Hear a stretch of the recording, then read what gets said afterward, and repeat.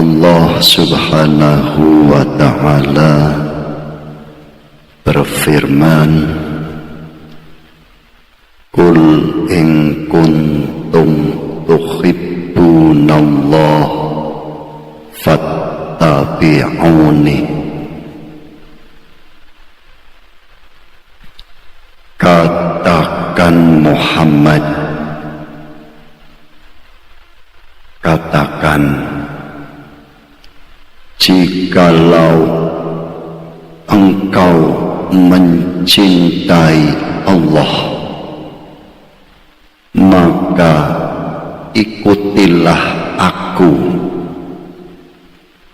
Ini perintah Allah kepada beliau Kanjeng Nabi Muhammad sallallahu alaihi wasallam untuk menyampaikan kepada umatnya. Apabila engkau mencintai Allah, maka ikutilah aku. Manuto ikutono Kanjeng Nabi Muhammad sallallahu alaihi wasallam. Wa ati'ullah wa ati'ur rasul. Syarat taat kepada Allah ya kudu taat terhadap Rasulullah. Dan baginda Rasulullah Muhammad sallallahu alaihi wasallam membawa ajaran syariat atas Islam, diawali, didahului, didasari dengan hakikat. Artinya beliau Kanjeng Nabi yo ngajarake hakikat, yo ngajarake syariat. Karena syariat itu adalah yang berkaitan dengan agama, dengan dohir, dengan jasmani. Maka ketika kita mengenal basar dohir yang disebut basar, sosok beliau Kanjeng Nabi Muhammad sallallahu alaihi wasallam adalah syariatnya. Tapi ketika kita memahami tentang Rasulullah Muhammad sallallahu alaihi wasallam adalah dari sisi peran, sosok dan peran. Sosok adalah basar, diri beliau Kanjeng Nabi Muhammad sallallahu alaihi wasallam ibni Abdillah, itulah sosok. Adapun Rasulullah Muhammad sallallahu alaihi wasallam adalah peran yang diutus oleh Allah. Maka peran itu membawa hakikat dan sosok itu menghadirkan syariat.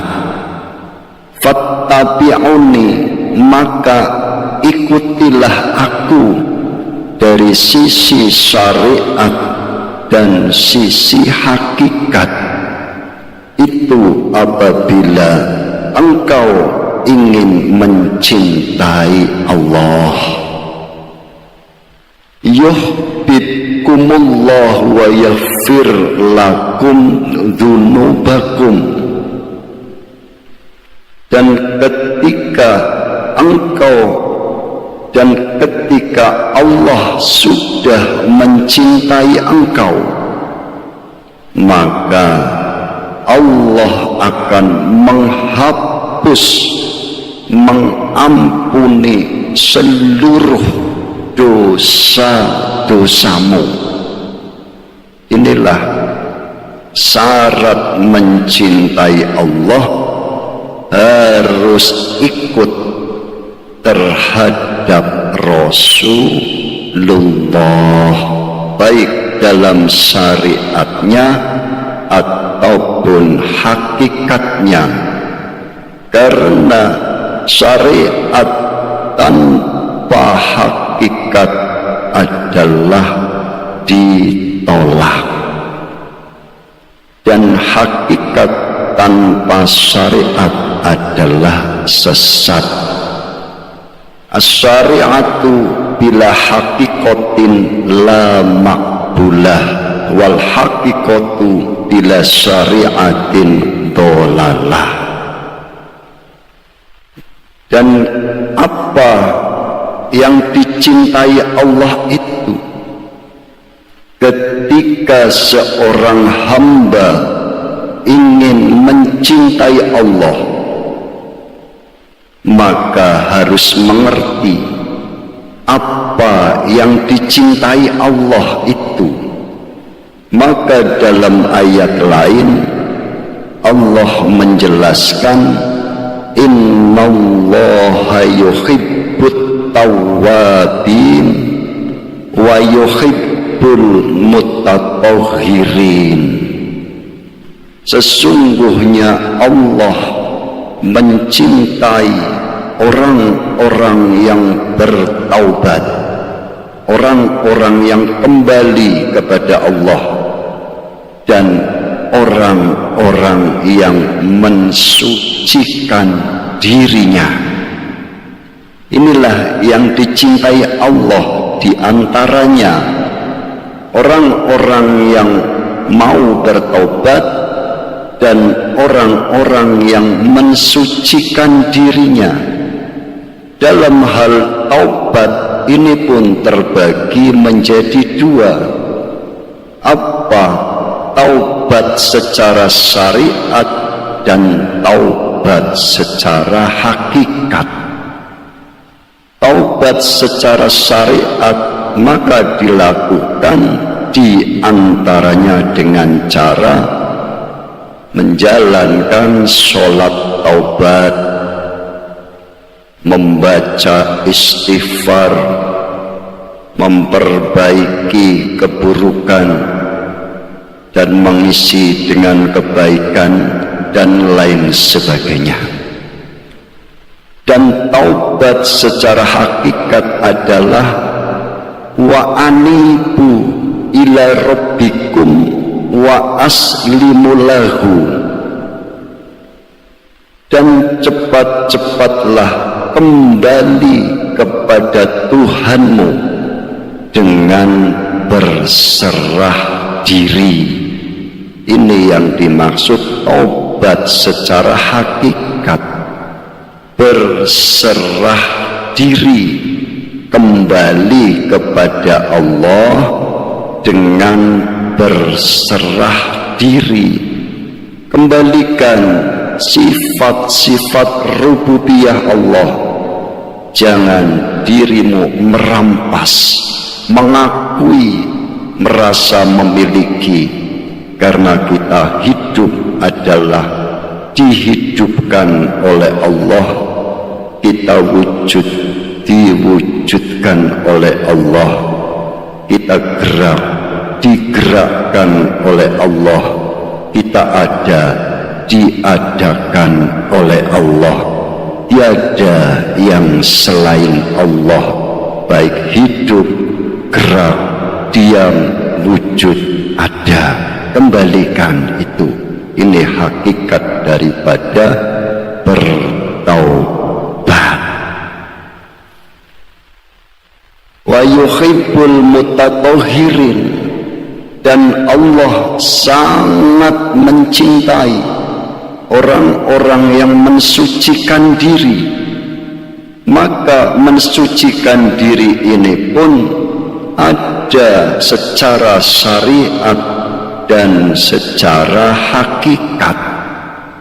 Yang secara syariat adalah contoh dalam kita berwudu, mensucikan dari hadas kecil, dan kita mandi mensucikan dari hadas besar. Inilah yang disebut toharoh secara fikih, mensucikan badan dari hadas kecil dan hadas besar. Secara syariat seperti itu, maka secara hakikat sucikanlah hatimu, fajtahid bitadhiri qalbika, maka bersungguh-sungguhlah dalam mensucikan hatimu, sucikan, bersihkan dari perkara-perkara selain Allah, masiwallah, ataupun al-ahyar fi datika akdar, perkara-perkara selain Allah yang disebut ahyar adalah kegelapan. Wajahmu sudah dibasuh dengan air wudu, bersih, gak ono bolote, tapi hatimu ketika tidak disucikan maka akan gelap, kotor, berpenyakit, bahkan bisa mati hatimu itu. Yaitu mensucikan, membersihkan dari perkara-perkara selain Allah. Jangan sampai masuk ada di dalam hatimu, karena hatimu itu ketika dirimu sebagai seorang mukmin adalah qalbun mukmin baitullah. Hatinya orang-orang yang mukmin adalah rumah Allah, baitullah, jangan dikotori. Maka diperintah mensucikan, buanglah kotoran-kotoran dalam hatimu, penyakit-penyakit dalam hatimu yang akan membuat hatimu itu berpenyakit, dengan cara mensucikan.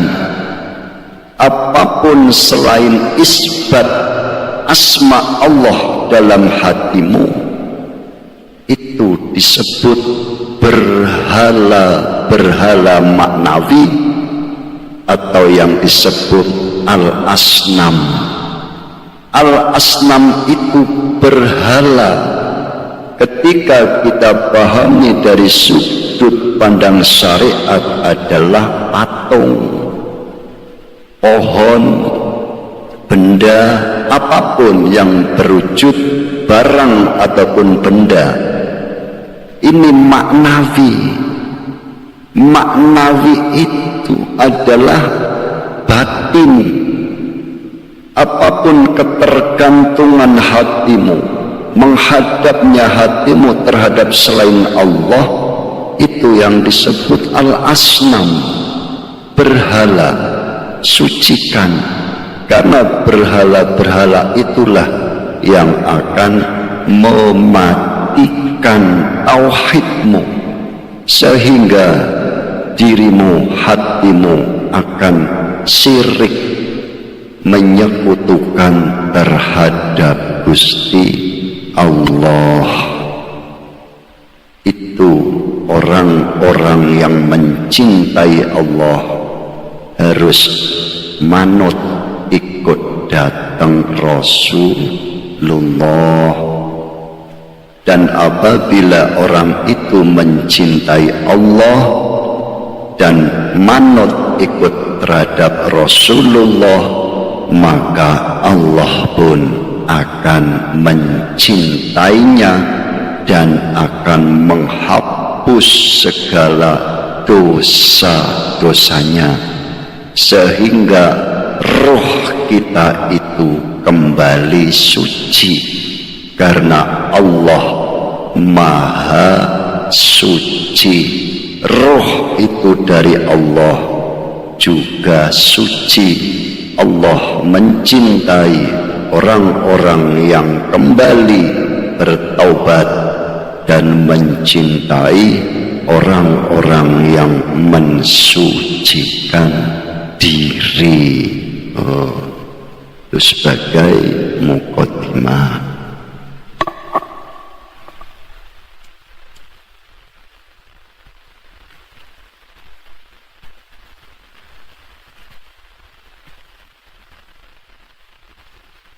Maka orang-orang yang telah bertaubat kembali dan mensucikan diri, inilah yang nantinya akan bersama Allah, bersama sifat-sifat Allah, bukan sifat-sifat selain Allah. Karena Kanjeng Nabi Muhammad sallallahu alaihi wasallam dawuh, ini hadis dalam Sirul Asrar juga disebutkan, tahallaku bi ahlakillah, berakhlaklah kamu semua dengan akhlak Allah. Ini perintah. Bagaimana manusia itu berakhlak dengan akhlak Tuhan? Ini kalau melihat sisi syariat, tidak bisa, karena kita makhluk. Jasad ini makhluk diciptakan, maka berakhlak dengan akhlak Allah menggunakan ruhmu, karena ruhmu itu ruhul qudsi, ruh yang suci. Dalam istilah di Sirul Asrar disebut tiflul ma'ani. Ruh itu seperti bayi maknawi. Bayi maknawi nilainya adalah kesucian. Ruhmu itu suci karena dari Allah. Ruh bukan makhluk, tapi dari Allah. Wa nafahtu fihi mir ruhi, dan aku tiupkan ruhku kepada jasadnya. Lah, jasad itu makhluk diciptakan dari tanah. Ini khaliqum basarom mintin, dan aku ciptakan jasad basar dari tanah. Ruhnya itu dari Allah. Inna lillahi, maka wajib wa inna ilaihi roji'un, kembalilah kepada Allah dengan cara bertaubat dan mensucikan diri. Mensucikan ruh itu yang sudah masuk ke dalam badan disebut jiwa, terkotori oleh sifat-sifat selain Allah, yaitu sifat basariyah, sifat-sifat jasad, seneng mangan, seneng ngombe, seneng kawin, seneng dulin. sakarep-karepe ya kaya kewan, ya kaya setan, ya kaya jin, ya kaya iblis, wadah sifat-sifat basariah. Maka dalam hikam itu Ibnu Athaillah dawuh, ukhruj min awsafi basariyatika, keluarlah dari sifat-sifat jasadmu, keluarlah dari sifat-sifat basariahmu, agar dirimu bisa takhallaqu bi ahlakillah, berakhlak dengan akhlak Allah, yaitu dengan ruhmu yang disebut ruh al-qudsi ataupun tiflul ma'ani, yang akan terbang dengan dua sayap, sayap syariat dan hakikat, melampaui melintasi samudra makhluk menuju alam al-qurbah, alam kedekatan dengan Tuhannya.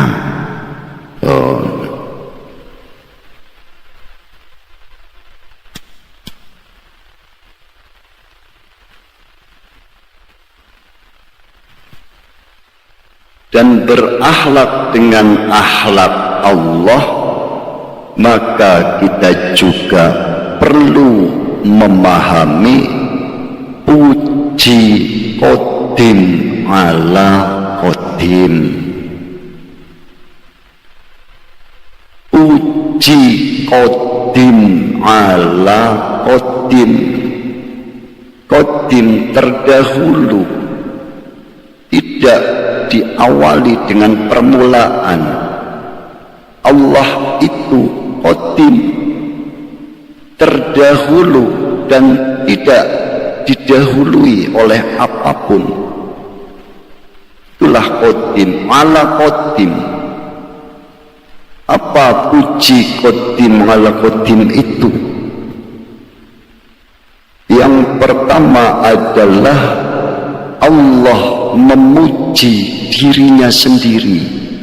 Contoh, innani anallah la ilaha illa ana,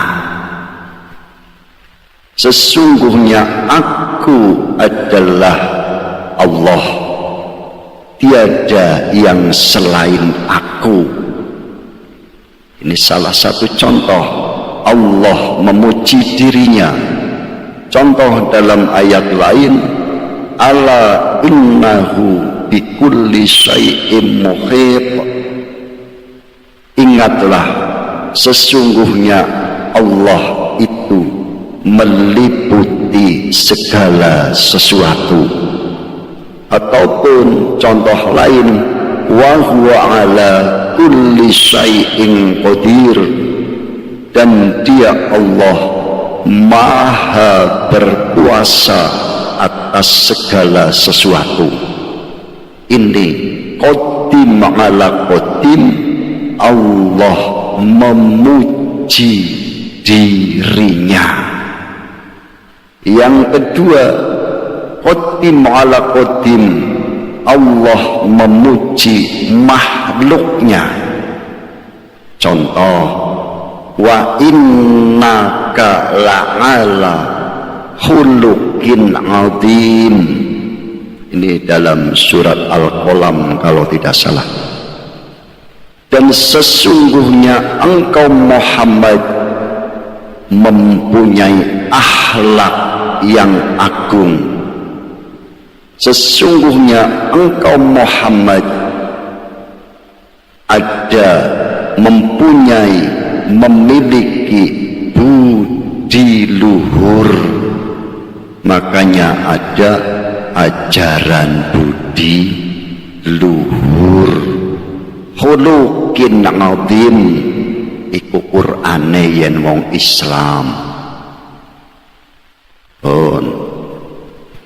Allah memuji atas diri Muhammad bahwa Muhammad itu khuluqin azim, maka Muhammad itu orang yang terpuji. basarnya, ruhnya Ahmad, Ruhullah yang terpuji. Ruh itu sifat Allah yang terpuji. Ruh itu ada dalam jasad, maka jasadnya disebut Muhammad, orang yang terpuji. Inilah puji qadim ala qadim, Allah memuji makhluknya. Puji ala qadim yang ketiga adalah makhluk memuji Tuhannya. Alhamdulillahi Rabbil Alamin. Segala puji milik Allah. Ini makhluk memuji Tuhannya. Mongkolo-kolo mujine yen oleh duit toh. Alhamdulillah, nek ditenteng gremeng maneh. Pujian makhluk terhadap Allah. Puji qadim ala qadim yang keempat, makhluk memuji makhluk. Matur suwun, terima kasih. Ayune nduk, bojoku ayune, apike, masakane enak. Lah iku makhluk muji marang makhluk. Panjenengan umpama itu disodakoi pisang, matur suwun, terima kasih, ngaten. Jadi puji ala qadim itu pujian empat. Satu, Allah memuji dirinya. Yang kedua, Allah memuji makhluknya. Yang ketiga, makhluk memuji Tuhannya. Yang keempat, makhluk memuji makhluk. Empat, satu kesatuan daripada pujian itu adalah pujian qadim ala qadim. Hakikate segala pujian itu milik Gusti Allah, dan Allah memuji dirinya sendiri. Maka ketika makhluk memuji terhadap makhluk, hakikatnya adalah Allah memuji dirinya. Dan ketika makhluk memuji Tuhannya, maka hakikatnya Allah memuji dirinya. Dan ketika Allah memuji makhluknya, maka hakikatnya Allah pun sedang memuji dirinya. Dan ketika Allah memuji dirinya, yaitu yang sejatinya la ilaha illallah. Tiada yang selain Allah, tiada pujian selain Allah, dan lain sebagainya. Tiada yang selain Allah. Selainnya Allah tiada.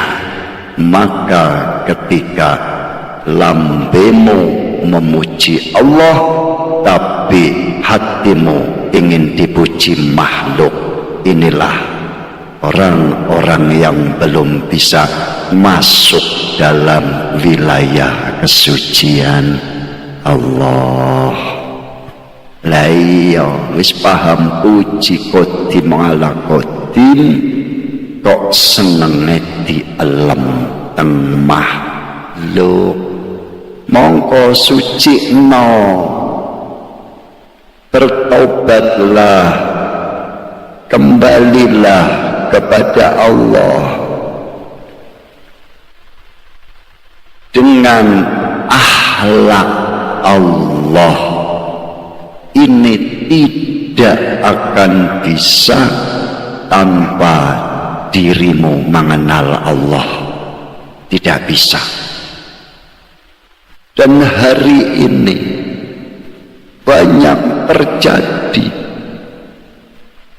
ahli ibadah, ahli sholat, ahli puasa, ahli membaca Al-Quran, mulang ngaji,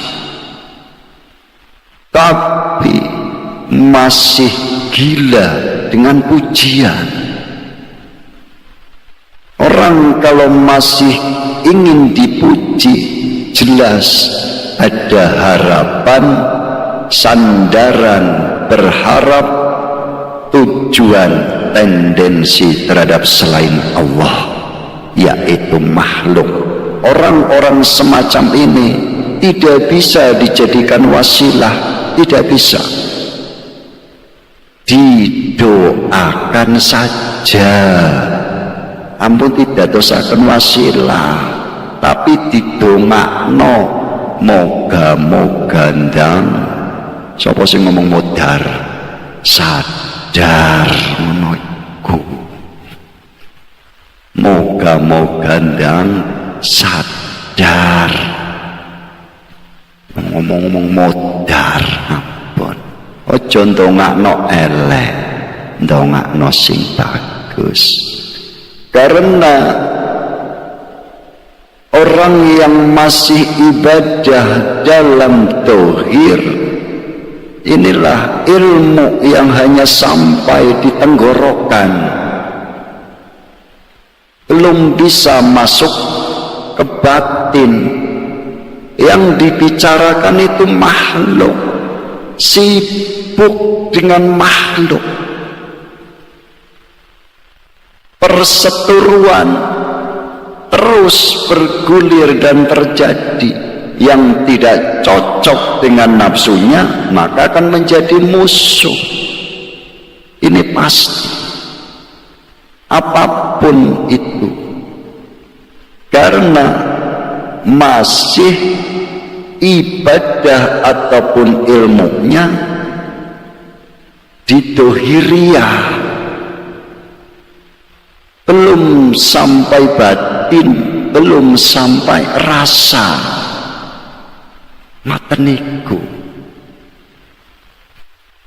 Maka dalam hadis qudsi Allah subhanahu wa ta'ala dawuh, hadis qudsi iku hadis sing suci, qudsi, langsung kepada ruh beliau Rasulullah Muhammad sallallahu alaihi wasallam tanpa melalui perantara malaikat Jibril.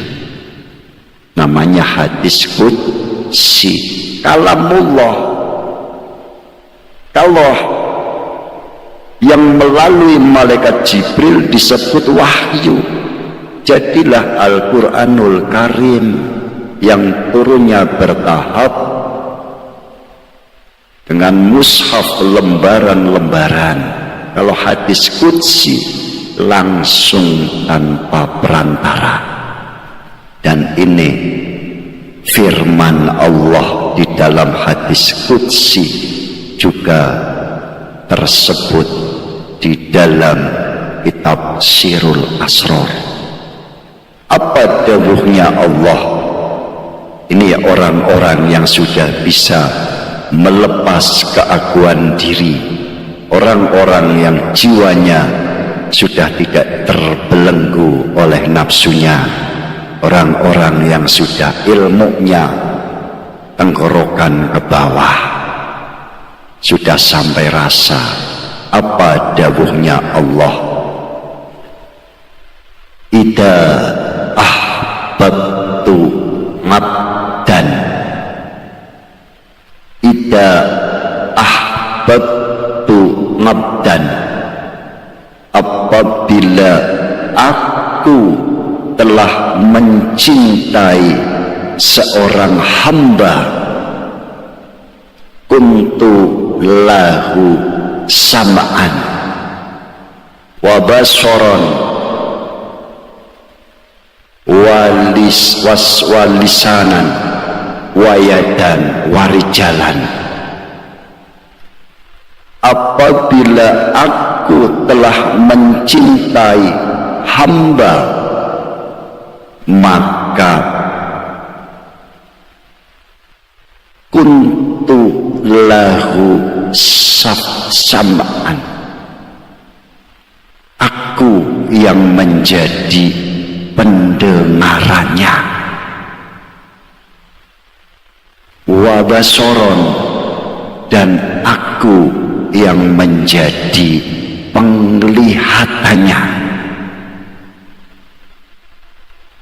walisanan, dan aku yang menjadi kalamnya, ucapannya, wayadan, dan aku yang menjadi gerak atas tangannya, warijalan, dan aku yang menjadi gerak atas kakinya. Fabi yasma'u wabi yubsiru wabi yantiku wabi yab'isu wabi yamsi. Denganku hambaku mendengar, denganku hambaku melihat, denganku hambaku bercakap-cakap, denganku hambaku menangkap, menyergap, merespon, denganku hambaku berjalan. Apa maksudnya? Matamu dipinjam oleh penglihatan Allah, pendengaranmu dipakai oleh pendengaran Allah, lesanmu digunakan oleh kalam Allah, gerak tanganmu bukan lagi gerakan tanganmu sebagai makhluk, gerak kakimu pun bukan lagi gerak kakimu sebagai makhluk. Fabi wabi bersama Allah. Iki yenis koyok ngini, wong iku wis mangallah bareng ambek Gusti Allah. Berarti selama ini kita masih bersama setan, bersama iblis, bersama jin, bersama hawa nafsu, bersama makhluk, bersama selain Allah yang menjadi sandarannya. Mulokne ngewelu terus uripe. Dongora ngomong yo gampang yo nyokanti ya. Wangel ngomong. Nek ora Gusti Allah sing ngomong yo angel.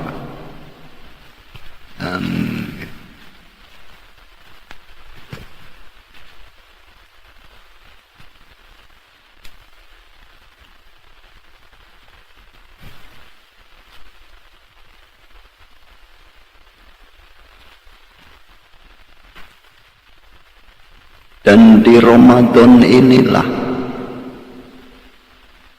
setan-setan dibelenggu. Belenggu iku wetengmu gak mangan, apa iku manukmu yo gak nggih, manukmu yo melu puasa, yo gak ngombe, yo gak rokokan, dibelenggu. Iki lho Pak Kandani, ini juga di Sirul Asro. Ibadah apapun atas jasadmu berarti ibadah jawarih, ibadah dohir adalah dosa yang tak ada bandingnya. Wis modarokon.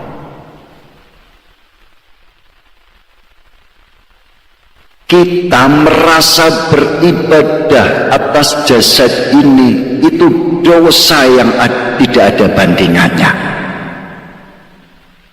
Nah ini kan bodoh terjebak. Karena apa? Menolak tauhid, tidak mau membangun kesadaran Tuhan. Tadi dikatakan fabi, wabi, wabi. Fabi yasma'u, denganku telinga seorang hamba mendengar. Tapi kita ngaku-ngaku iso krungu.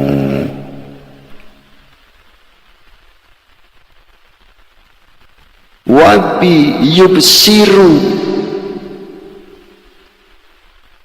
dan dengan penglihatanku mata seorang hamba iso melek.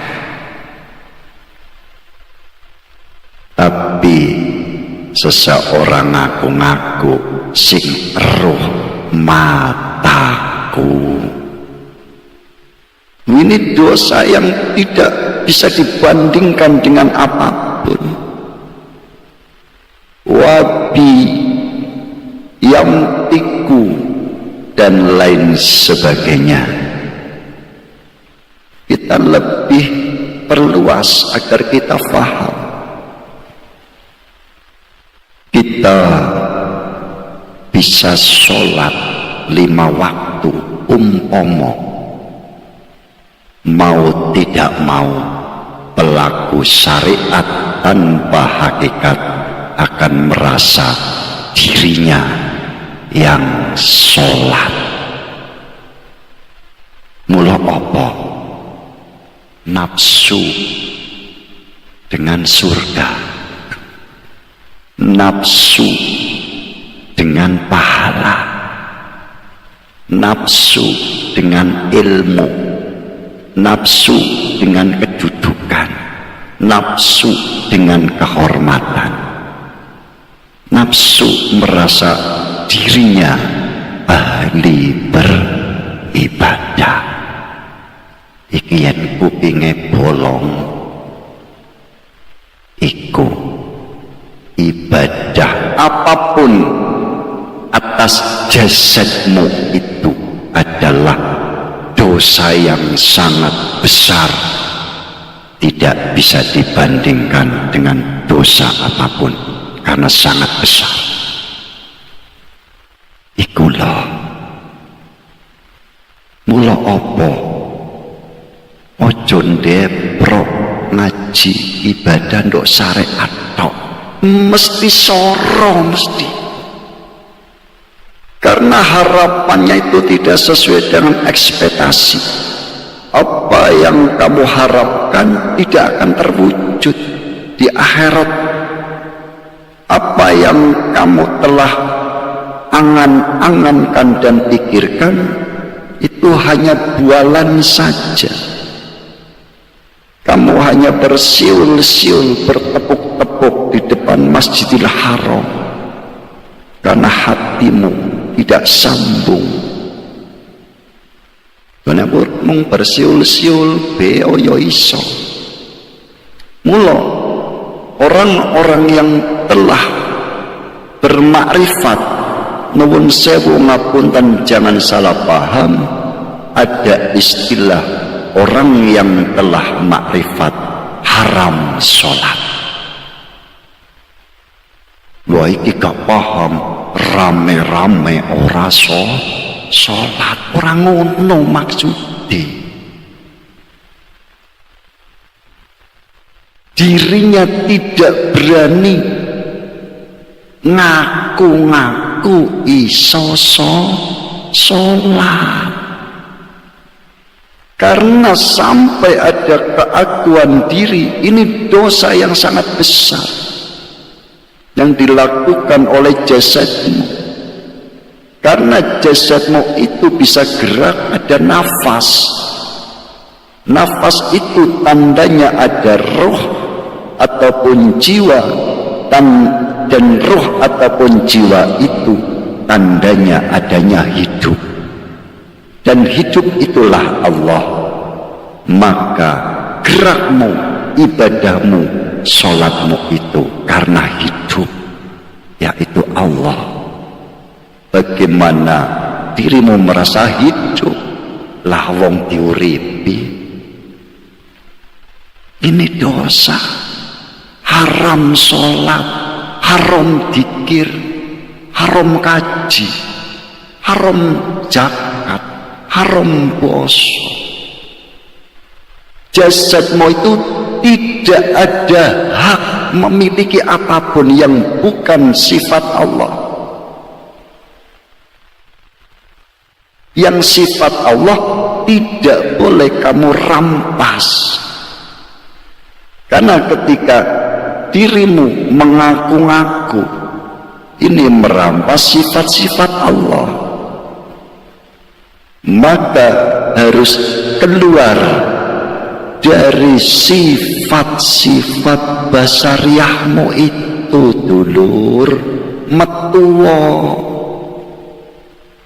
CE bareng ambek sifat Gusti Allah. Yen wis ngono, engko rasamu iku muncul la ilaha illa ana. Dudu cangkeme dudu.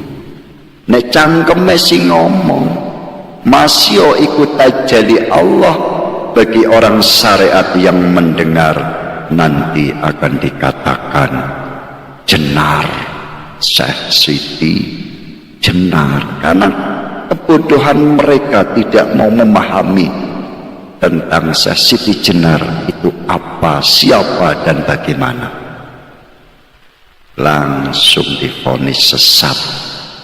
Kalau boleh saya katakan, setiap roh wajib menyatakan la ilaha illa ana. Wis kono modaro.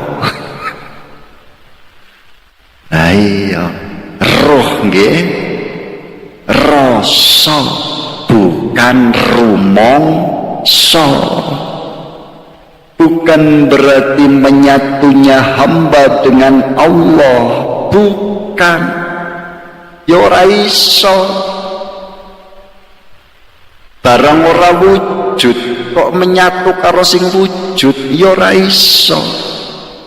Yang bisa, yang wujud itu sendiri dengan kewujudannya al-haq.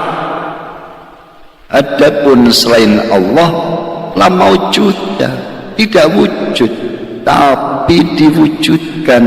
Maka diwujudkannya itu namanya makhluk, diciptakan. Maka makhluk yang diciptakan tidaklah mungkin menyatu dengan Khalik yang menciptakan. Ojo salah paham. Gak ngaku-ngaku ngaji makrifat, ngaku aku Allah, boten. Itu barang ora wujud kok menyatu dengan Allah, ya ora iso. Dan kalau boleh saya katakan, justru mereka yang mengatakan ini adalah sesat, mereka yang menyatu bahkan menjadi dirinya Tuhan karena ibadahnya dengan jasad, dan yang dilakukan adalah ibadah jawarih, ibadah dohir, ibadah syariat tanpa disertai dengan makrifat. Padahal sudah jelas awwaluddin ma'rifatullah. Awalnya agama sebelum melakukan apapun syariat itu maka harus diawali, didasari dengan makrifat, mengenal Allah. Iqra bismi rabbikal ladzi khalaq. Bacalah dengan menyebut nama Tuhanmu yang menjadikanmu itu. Baca dulu, sopo kowe? Ngoten, siapa aku ini? Ketika sudah bisa membaca diri, mengenal diri, maka akan mengenal Tuhanmu. Baru diperintahkan beragama. Jadi kan kewalik. Ya mbo sing disembah sapa? Mula apa? Akhirnya ngaku-ngaku. Bahkan mengatur Tuhan. Yaiku sholat, doa sholat duha itu. Ya Allah, apabila rezekiku masih di atas langit, tolong turunkan ya Allah. Dan apabila rezekiku masih di bawah bumi, tolong keluarkan ya Allah. Kalau rezekiku masih jauh, tolong dekatkan ya Allah. Kalau rezekiku kurang, tolong tomboki ya Allah. Anggita pangeran iku besanmu mertuamu, anggih konomboki. Karena apa? Merasa dirinya yang beribadah. Mboten Gus niku kan donga, ngene tak kandhani. Donga iku adab. Secara syariat adab. Gusti Allah ya dawuh, ud'uni astajib lakum. Berdoalah kepadaku, akan aku ijabahi kamu. Adab seorang hamba itu butuh terhadap Allah. Karena butuh, maka meminta, memohon. Tapi hakikatnya berdoa itu adalah menghadirkan Allah dalam hati. Inilah yang disebut hudur. Maka sholat itu as-sholatu ayat doa. Sholat iku ndonga, berdoa. Sholat itu hudur, menghadirkan Allah dalam hatimu. Kalau tidak bisa menghadirkan Allah dalam hatimu, maka la sholata illa bihuduril qalbi. Itu bukan dinamakan sholat ketika hatimu tidak bisa hudur. Dan hudur ini adalah salah satu dari ruhnya sholat. Karena ruhnya sholat itu ada 6. Terus la sholata illa bima'rifatil ma'bud. Ini hadis. Dan tidak dinamakan itu sholat ketika dirimu tidak mengenal yang disembah. Bukan sholat, tapi olahraga, sembah rogo. Apa sangsine? Fawailul lil musallin alladzina hum an sholatihim sahun. Maka neraka wail, celaka. Sholat isi celaka. Sebab sholatnya lalai. Kenapa lalai? Karena hatinya banyak berhalanya, banyak Tuhan-Tuhan selain Allah. Ya Tuhan duit, ya Tuhan sapam bojone kumbaran, ya Tuhan panganan, ya Tuhan pekerjaan, ya Tuhan kedudukan jabatan, ya ilmu wakil. Ini terjadi oleh saudara-saudara kita yang masih tongkrong duduk deprok ndok syariat, masih terjebak. Maaf nuwun sewu, bukan menghina, tapi ikut prihatin. Makanya saya ajak, ayolah naiklah dari syariat, naik kepada thariqah, naik kepada hakikat, naik kepada makrifat.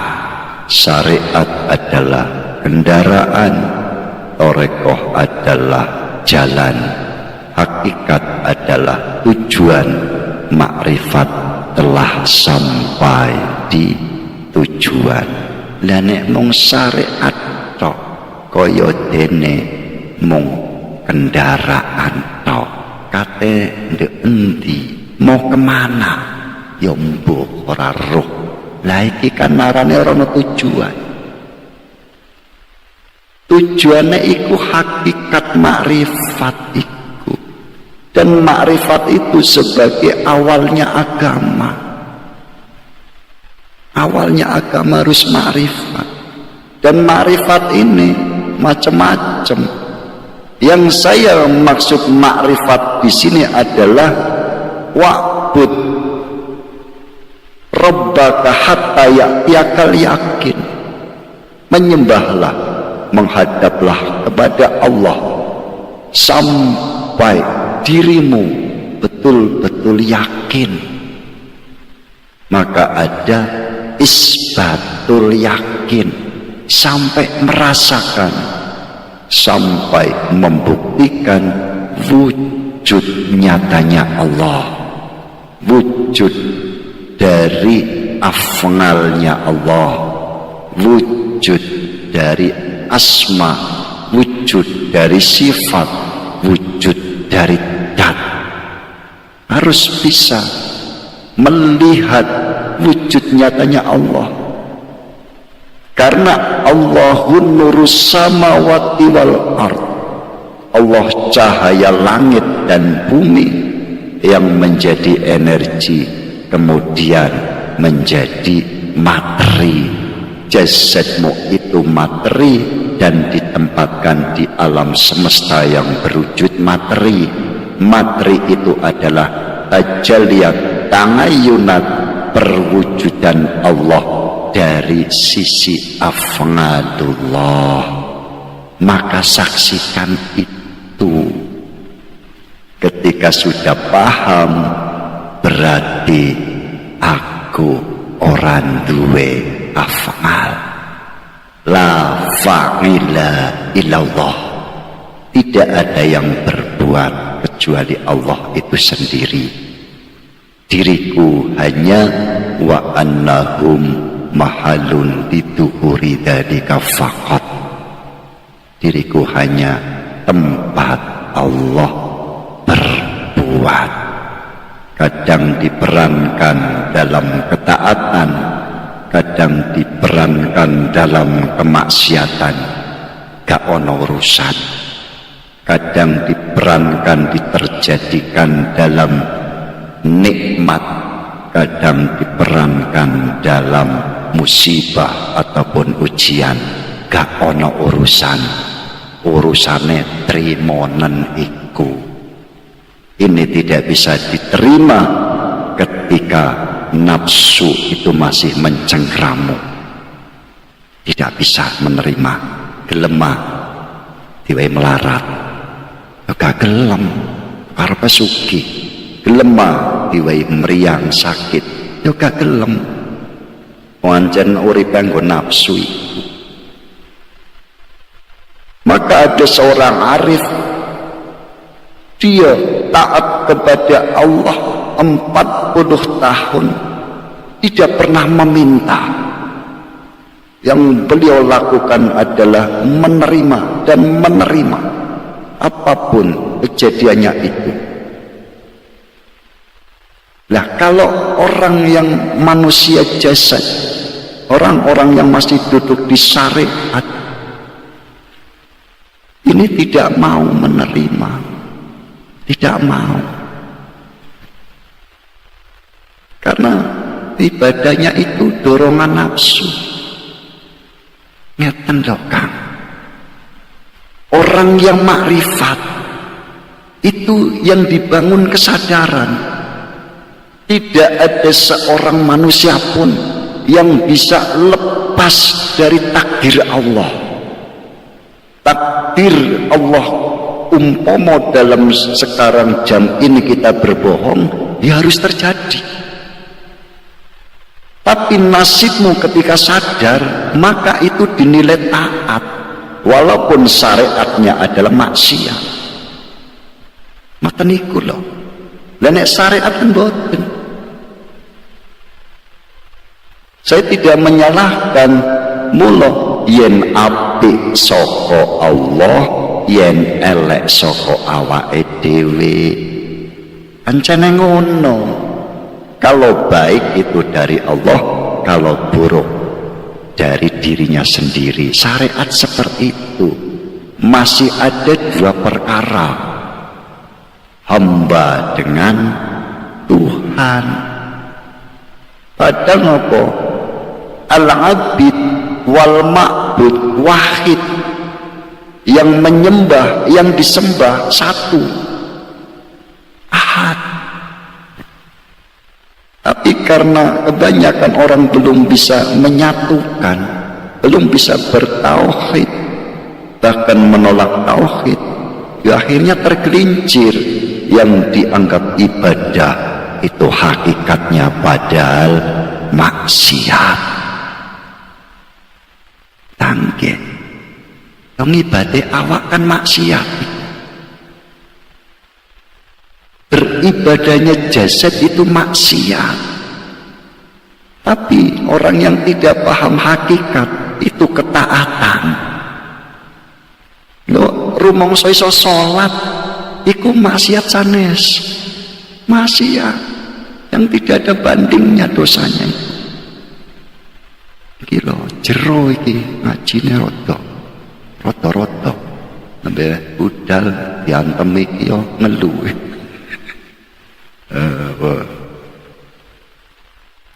Lah nek wis iso ngujudi iku, kabeh iku af'alullah, asmaullah, sifatullah, datullah. Orang-orang yang gak paham pun akan komplain. Apa kok kersane Allah? Apa kok kersane Allah? Ini ngaji yo. Yen ora kersane Allah, kersane sapa? Kamu marah, Allah yang menghendaki. Kamu sabar, Allah pun yang menghendaki. Ayo. Tapi marahmu adalah Allah memerintahkan setan, sabarmu Allah memerintah malaikat. Maka gelarmu itu setan apa malaikat? Bahasa ibadah, gelarmu itu ibadah taat apa maksiat? Ngoten niku. Lah swarga iku ya makhluk, neraka iku ya makhluk, dirimu ya makhluk, ancane condonge marang makhluk. Sehingga yen ibadah zahir tujuane ya makhluk iku. Minal makhluqi ilal makhluk. Seharusnya minal makhluqi ilal khalqi, dari makhluk menuju sang khalik. Ini tidak bisa tanpa kita berakhlak dengan akhlak Allah. Tidak bisa. Yang bisa berakhlak Allah ketika manusia itu sudah dengan manusia ruh, bukan manusia jasad. Walaupun nyata-nyata jasadnya itu ada, tapi berjalannya fabi yasma'una wa bi yubsiru, fabi yasma'un wa bi yubsiru wa bi yamtiku wa bi yabtisu wa bi yamsi. Ini Allah sendiri yang menyatakan ketika seorang hamba sudah bisa melepaskan keakuan diri atas sifat basarnya, maka yang berjalan adalah sifat Allah, akhlak Allah. Maka yang berjalan itu adalah keakuan Allah, la ilaha illa anak. Ini saja yang bisa saya sampaikan, mudah-mudahan bermanfaat. Allahumma amin. Sedaya lepat nyuwun pangapunten, hadanallahu wa iyyakum wal afa minkum. Summa assalamualaikum warahmatullahi wabarakatuh.